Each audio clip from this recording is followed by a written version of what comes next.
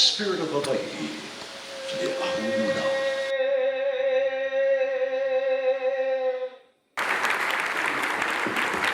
Unbelievable. Now, I've seen the other cloaks. I think ours is very, very special, and the time and effort and the history and what's behind that cloak and feather and the chief that wore it.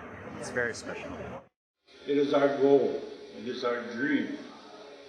Again, so that future generations will not only see this in books and see it in the museum, they'll be able to see it on our na'ali'i in the community that we can share.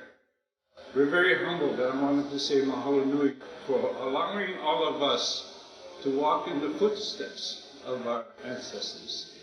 The cape touched my heart. I am a descendant of Kahekili. So it brings me great honor and privilege to see him. It's like I see him there. So thank you so much.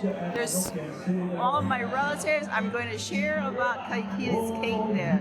And we will come and visit, and it touches us for generations, past and present and future, that we get to see Kahekili's